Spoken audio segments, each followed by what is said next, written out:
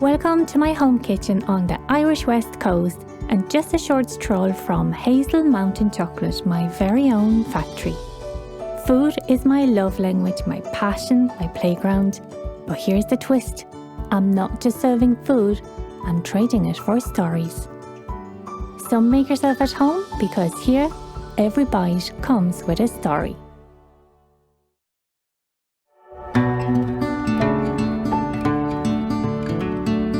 This summer episode of Food for Stories is inspired by an Irish favourite, potatoes, and a visit to a coastal workshop crafting seaweed tonics. We meet two friends as close as sisters, and as always, it's all brought together with a touch of chocolate.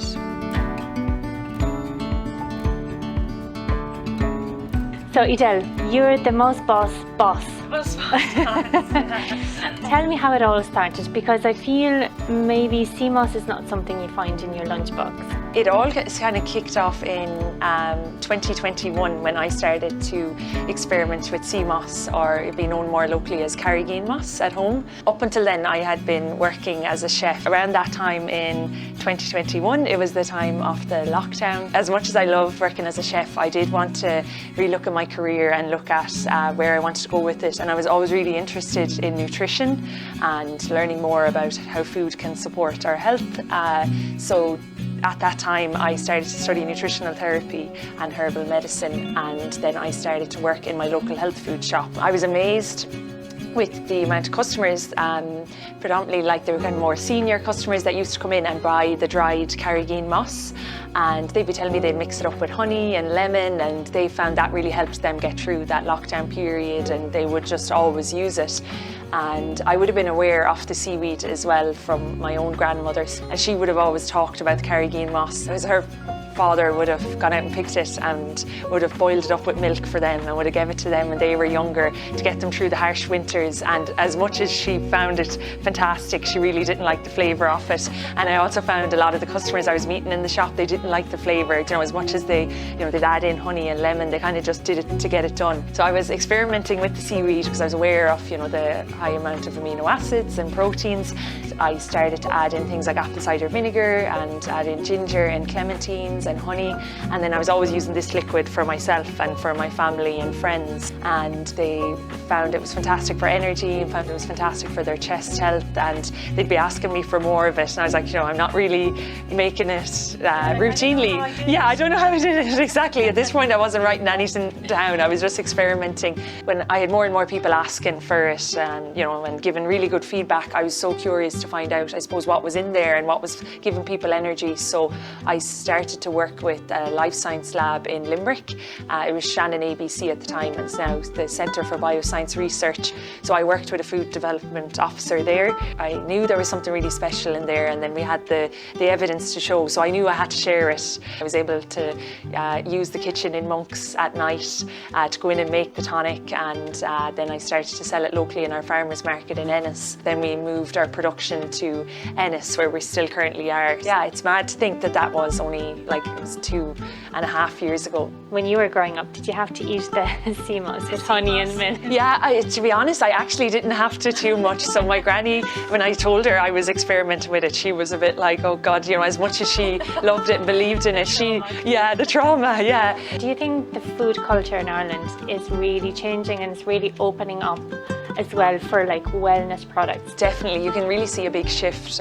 People are relating food to health a lot more. We meet so many people on a daily basis, especially because we're now here in the shop in Ballyvaughan, and people who are living by the coast would have a lot of family that would have grown up with seaweed, and it would have just been a normal done thing. So I think people want to get back to how things were done years ago and into a more traditional way of using food to support their health. Yeah. So yeah, it's a really exciting time for us because customers are much more aware of using food as medicine and using it to support their health. I hadn't planned initially to start a business, so I feel very fortunate that it was kind of grown out of a passion. You definitely really have to love what you're doing, and you can't just be starting it to make money, because there's definitely a lot of easier ways to make money than starting a food business. You need to kind of have that reason, the why reason. And was there any natural remedies that you grew up with that maybe your mom or your granny were using that you were like, I don't want it? My mum is a nurse, so she would have always kind of gravitated towards more natural remedies. Even a spoon of honey was always a big thing, or like if I ever had a sore throat or anything, she'd make us homemade chips and garlic mayonnaise, which sounds crazy,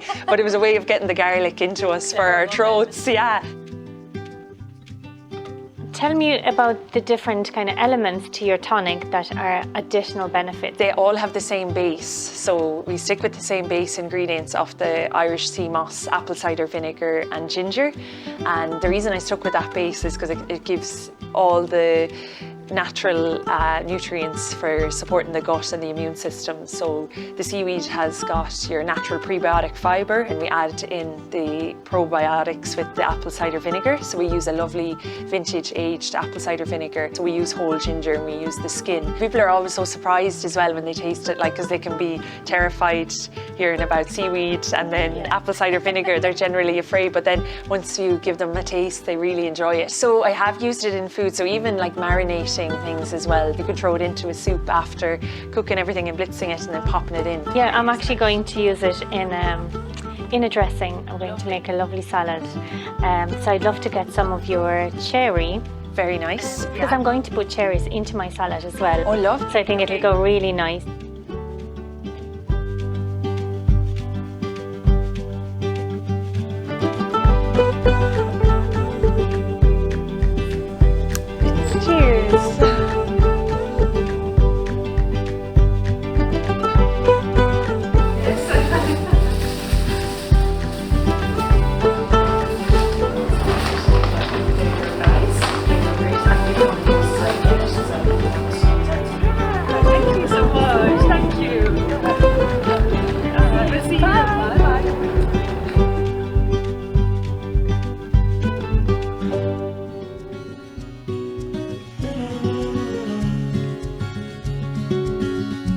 Before I make the salad, I'm popping into the chocolate factory to grab a little chocolatey crunch to bring it all together.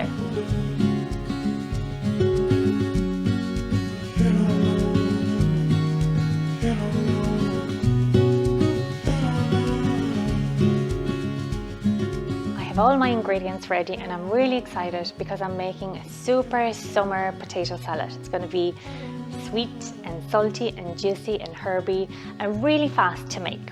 One of the great things about the salad is that you can do some of the prep the night before. So last night I cooked potatoes and they're nice and cool. All I need to do now is to halve them.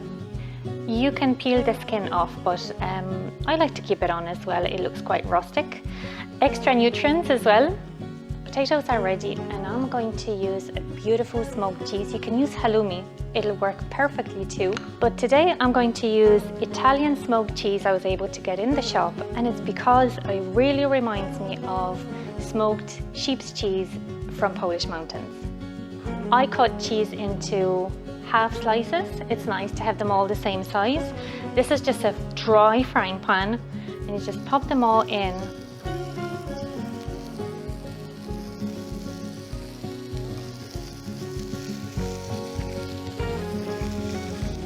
The smoked cheese is super delicious, really gooey, really crispy on the outside as well. But as I mentioned, if you want to use halloumi, I think it'll be just as delicious. Now the little summer element, I'm going to halve cherries, sprinkle them over the top.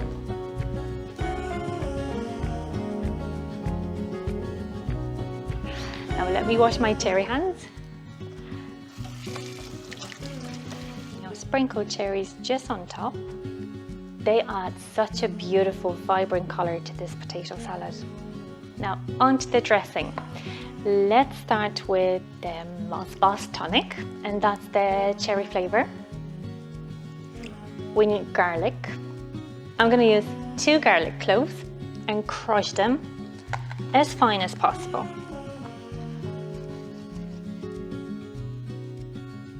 A little bit of mustard. And a little honey.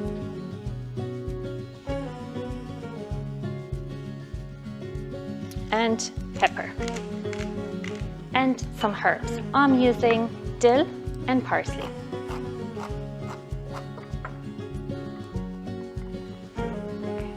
we're going to mix everything really well together. And just a little drop of olive oil. Now let's give it a little taste. It's perfect. I'm going to give it a really good drizzle now.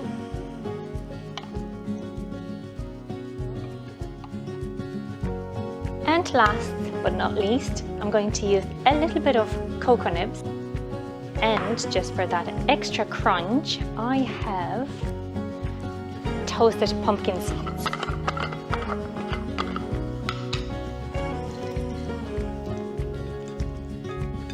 And just a little bit of decoration with parsley, some dill. And we're done. I really want to take the first bite, but it looks so beautiful, I don't want to disturb it. So I'm going to bring it straight away to the chocolate factory.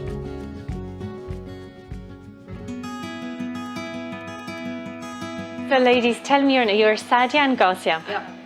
And are you sisters? We're not sisters, we're best friends. We are like sisters.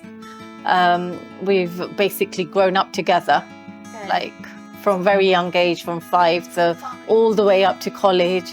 And then she moved to the States and she lives in Connecticut. And I'm still here in England. We've been meeting pretty much every year.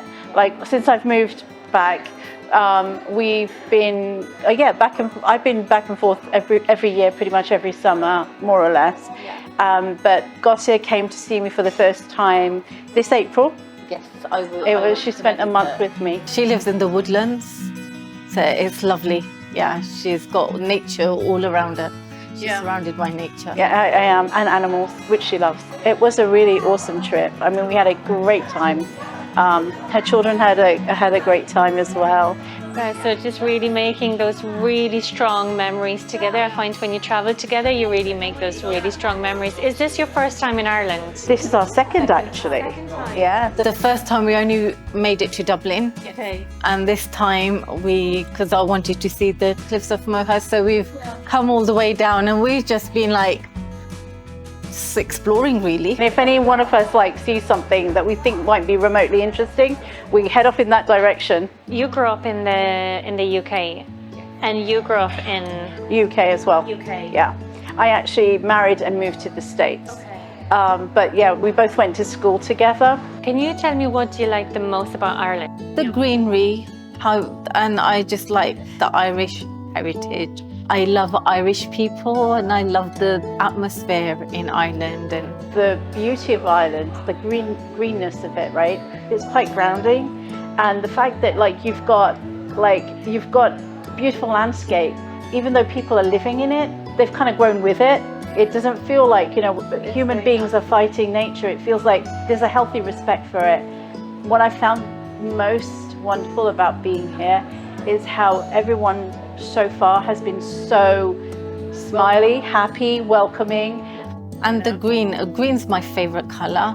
I love green, and Ireland's I just feel like it's all about the color green. Even naturally, you've got different shades of green.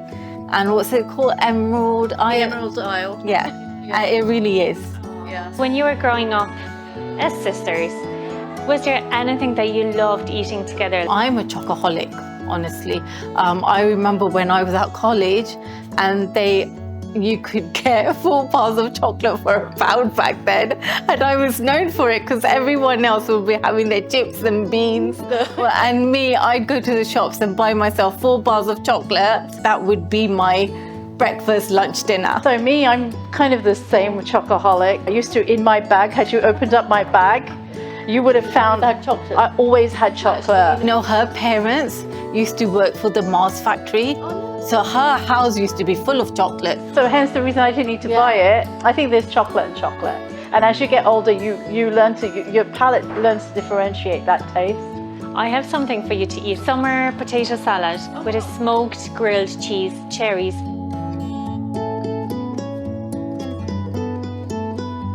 That's lovely. We've got all different flavours going on.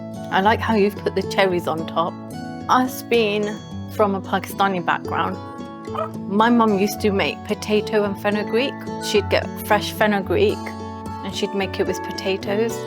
It was very simple, but one of my favourite foods to eat growing up. I'm a lentil person, to be honest. I love lentils.